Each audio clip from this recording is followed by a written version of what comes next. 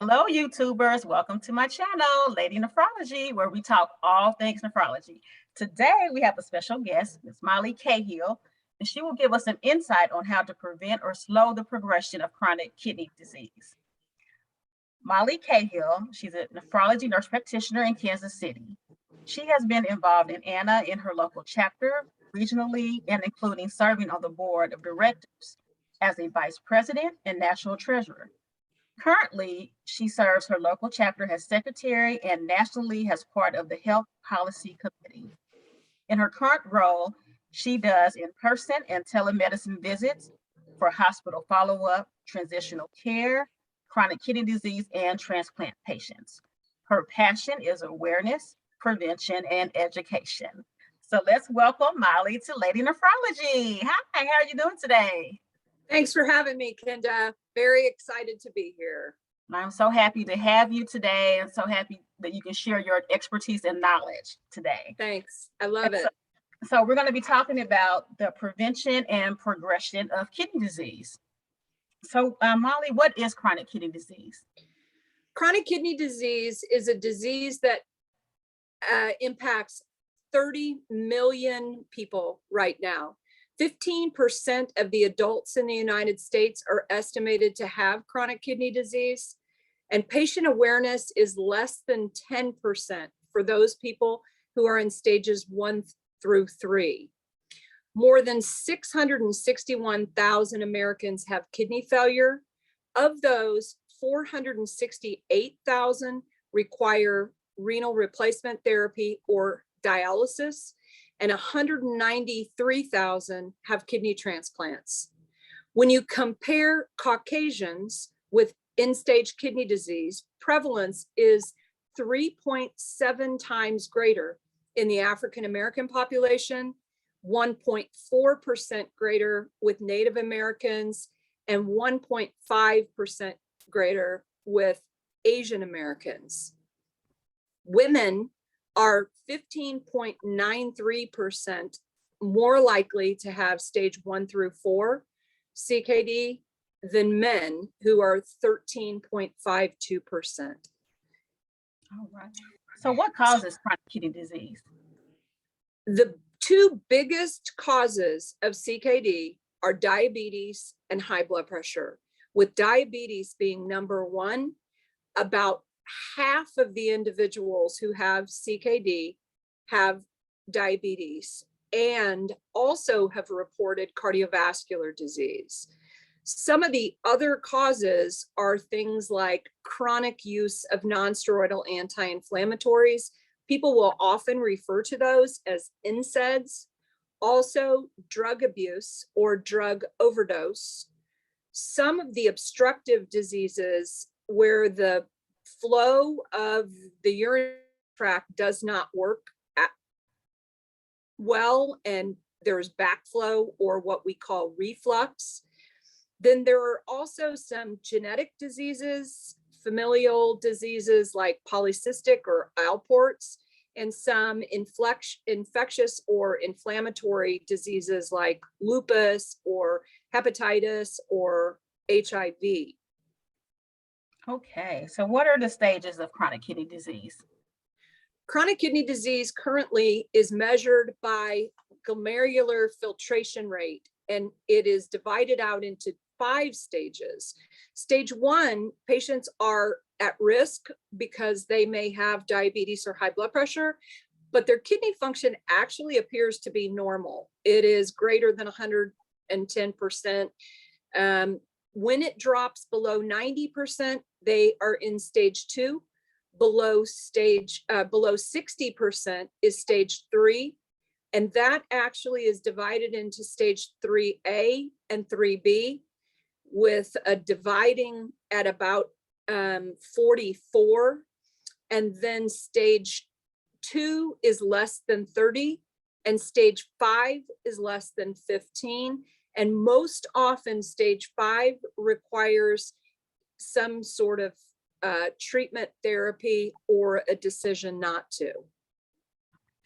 Right now, we feel that the test that is being done to measure kidney function is not an equitable test for all races and populations. And that is being looked at by task forces to find a test that will actually allow more patients access to care when they need it, and maybe sooner than is what showing based on those numbers. So that's something where I say, stay tuned. That may be changing, hopefully soon. And what's the name of that test?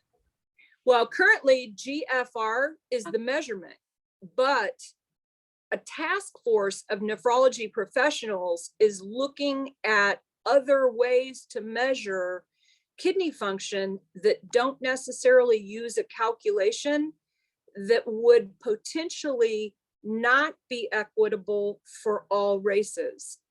And therefore, if it's not equitable, it could interfere with access to care. Okay, that's great. What are some symptoms of chronic kidney disease or end-stage renal? Well, kidney disease in the early stages, really, they have no symptoms often.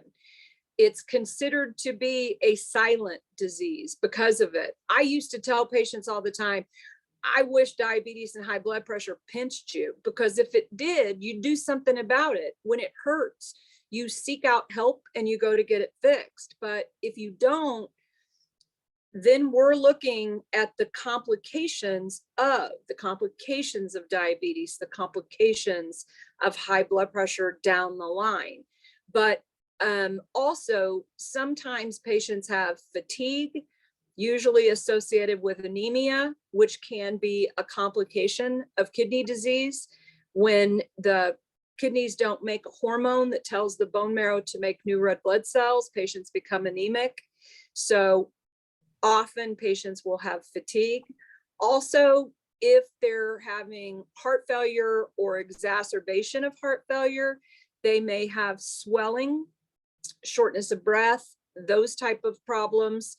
Those are because the kidneys aren't tolerating getting the water off anymore the way they used to be able to do with a diuretic or a water pill to get rid of the volume. And sometimes as the kidneys progress in failure, that doesn't work as well as it used to. Okay. So how is chronic kidney disease diagnosed? Lots of different tests. First, we can do blood tests. There are several things we look at, in particular, creatinine and BUN look at and can measure kidney function. We will also look at urine and do analysis looking at abnormal cells, casts, blood. Our casts are not normal. Blood is not normal in the urine. It might be seen in certain circumstances for a short period of time, but definitely not normal. And protein is normal in the blood, but not normal when it spills out in the urine. And sometimes with kidney disease, it can spill out in big volume in the kidneys. Next, we will often do an ultrasound to look at whether or not the patient has two kidneys. Some people are born with one, some people are born with three. We're looking at whether or not they have two, which is what we think they'll have, and whether there is any evidence of disease, any evidence of kidney stones, anything obstructive, or anything abnormal, like a tumor or a lesion that we would hope not to find. But we look at ultrasound and then potentially do further studies based on the results of that. They might do a CT or an MRI, something like that. The last test is an ultrasound guided or percutaneous kidney biopsy. Sometimes it's important not just to assume the cause of the disease is diabetes or high blood pressure, and we need to look further for a cause of disease that maybe there's some other things that we could treat. And once we find that out, there are medications we remove or some things that we could do different with referrals in order to treat. That was the next question. How is the chronic kidney disease treated? So most often kidney disease is treated based on the cause. My biggest soapbox is control and progression of disease. If the cause of the kidney disease is diabetes, that person needs to be following closely with an endocrinologist for management of the disease. There are fabulous new medications on the market for protection of the kidneys, for protection of the heart, that also can help with their diabetes. And these are new, wonderful things for this patient population. I have been around for a really long time, and I used to say most of what we did was retrospective. We tried this, it didn't work, we tried this. This is an exciting time with kidney disease that we're seeing things that are helping to prevent or improve progression of disease. I encourage patients to stay involved and aware of what's happening with research in kidney disease. But diabetes, controlling their diabetes, high blood pressure, controlling their high blood pressure. If we identify they have polycystic kidney disease, there are some newer treatments for polycystic, which is a familial genetic disease. Lupus, they'll be involved with a nephrologist and usually also a rheumatologist who are managing that disease to prevent progression. Always, that's our goal, is to prevent progression. Sometimes we can't, and the patient progresses to a point where they have failure.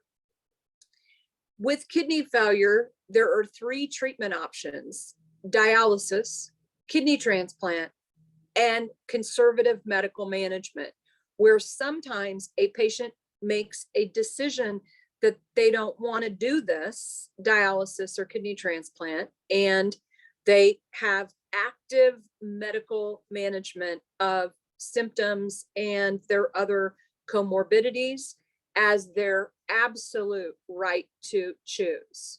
Yes. So when should a patient be referred to see a nephrologist? The best answer in the literature is at stage 3, 3A or 3B. That's usually left up to the primary care doctor who's referring them. But the best evidence out there is that for delaying progression, for best overall outcomes, stage 3 is the best. Medications may be able to be changed. New treatment recommendations, as I was saying, are available. Nephrologists a lot of times will know those and what's new and what's coming.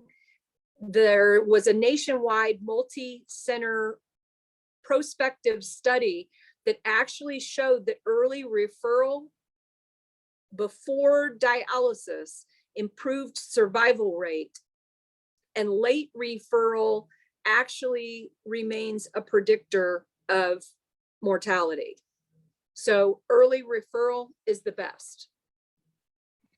Are there any medications to avoid with chronic kidney disease? Another soapbox, non-steroidal anti-inflammatories.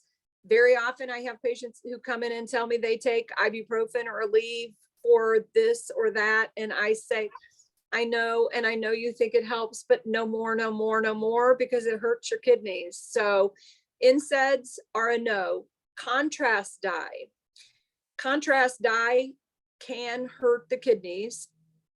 If a patient has to have a procedure that involves contrast, a lot of times nephrology will be involved to make sure that they're hydrated or potentially receiving different medications or fluid to be sure to prevent any issues, because sometimes you have to have contrast. Like in the case of a person who needs a heart cath angiogram, they're going to get some contrast, and that we'll have to deal with and make sure that everything stays stable, and we monitor and watch that. There's a little bit of debate about metformin. It used to be an automatic stop it. now we leave it on a little bit longer because controlling the diabetes is also important, but it's a medication that people need to be aware that it may need to be stopped at a point where the creatinine is greater than 1.5 to 1.7. But we're keeping an eye on the best data about that.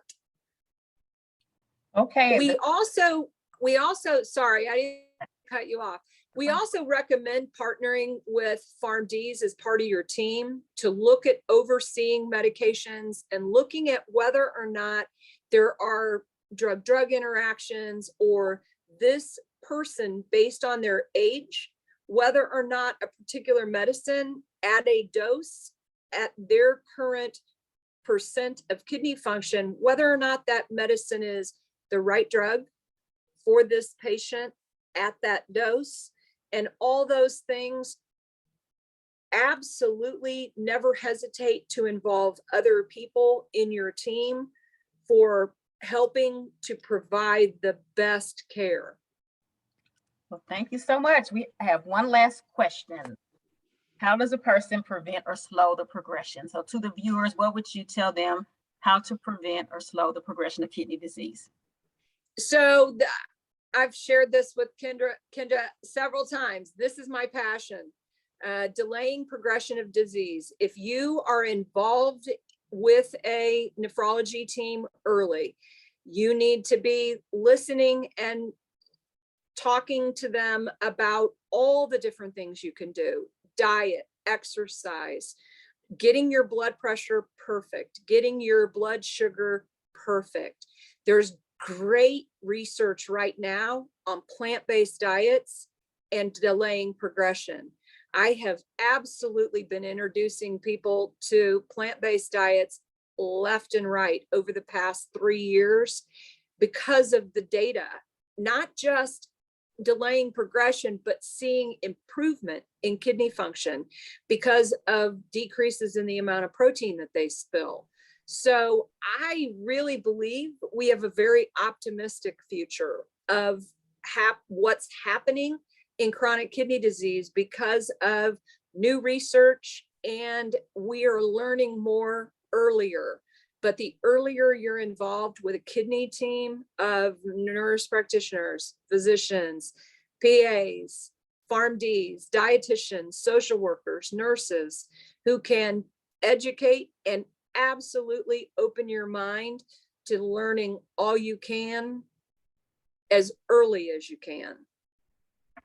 Well, Molly, thank you so much. You gave us a lot of great information on kidney disease and how to slow the progression. I thank you so much for your time. I thank you for coming on my channel. You're so fabulous. Thank you for having me. This was a blast. All right. Well, thank you so much. And please. Hopefully I gave them some good tools. Yes, you did. You really did. So please like, comment, and subscribe. All right. See you guys later.